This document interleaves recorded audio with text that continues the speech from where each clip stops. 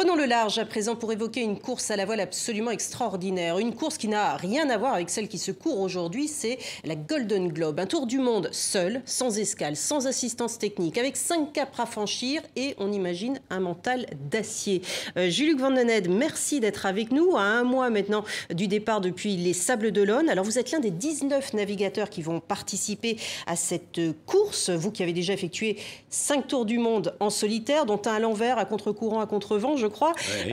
Qu'est-ce qui vous motive à prendre le large comme ça pour cette incroyable aventure? La motivation, elle vient de mes lectures quand j'étais petit et de la course que j'ai vécue il y a exactement 50 ans. À l'époque, j'avais 23 ans. Moi, je faisais déjà de la voile, j'avais déjà un bateau. Je suivais ça avec passion. Évidemment, on avait beaucoup moins de moyens à cette époque-là pour suivre la course par rapport à Internet aujourd'hui. Et on attendait avec impatience les journaux de voile qui allaient donner des résultats. Et quand on a appris que Moitessier continuait, quand on a appris que Crowes trichait, tout ça, ça a fait un buzz pas croyable. Alors vous évoquez justement cette course, puisque là, ça va être la 2e édition seulement. La première, et c'est celle dont vous parlez lorsque vous aviez 23 ans, c'était il y a 50 ans. En 1968, il y avait alors 9 concurrents, il y en a aujourd'hui 19. Un seul est arrivé, je pense, hein, un Britannique. Exactement, celui qu'on voit en ce moment, Robington Johnson. Voilà, c'est votre mentor aujourd'hui? C'est un ami toujours. Mon mentor, non, à l'époque, mes idoles, c'était Marcel Bardiot, c'était les gens de la génération d'avant. Lui, il a presque mon âge, il a 50 plus que moi. Et il n'a pas voulu réitérer l'aventure? Non, non, parce que il l'a fait une fois, il a fait déjà plein d'autres courses, il courait la dernière route du Rhum, hein, donc sur un bateau beaucoup plus moderne et beaucoup plus récent, qui était un ancien 60 pieds de Vendée Globe. Donc il sera au départ, mais en tant que spectateur, avec son bateau, c'est-à-dire qu'il va venir au Sable d'Olonne avec le bateau avec lequel il a accompli cet extraordinaire tour du monde.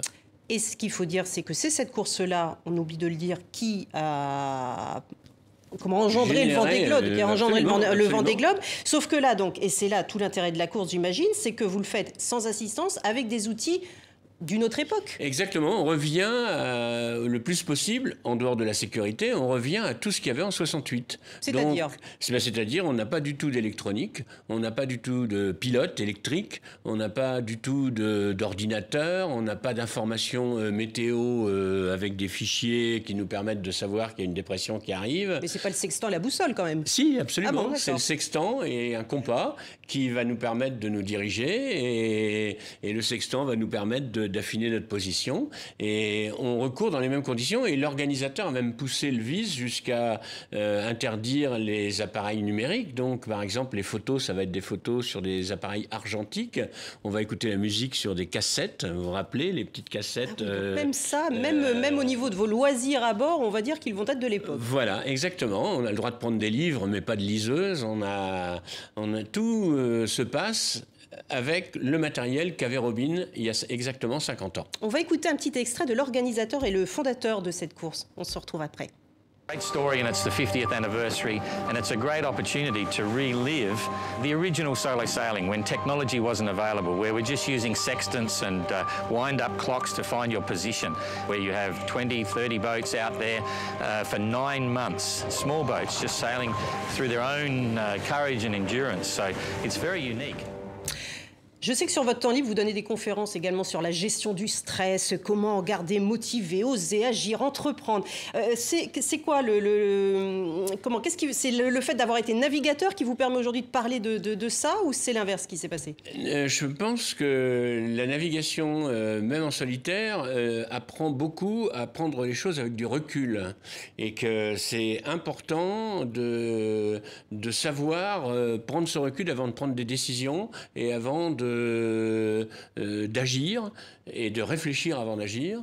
Et donc, c'est ce que j'essaye de faire quand certaines sociétés me demandent d'intervenir. Un mot sur la logistique. Quand on part comme ça pendant des mois, comment on fait pour s'approvisionner au niveau alimentaire? Donc on va être en autonomie 8 mois, donc il faut prendre 240 jours de nourriture. Du veau girolles, de la langue de bœuf, Voilà, du pâté énaf pour ne pas le citer. Du bombac, du pâté énaf, absolument. Je suis un grand fan, etc. Et puis un petit peu de déshydraté. Le problème du déshydraté, c'est qu'évidemment, on n'a pas le droit d'avoir de désalinisateur, donc il faut récupérer de l'eau de pluie. Merci beaucoup, en tout cas, Jean-Luc Vandened. Coup d'envoi le 1er juillet depuis les Sables d'Olonne. Merci d'avoir été avec nous en amont de cette course.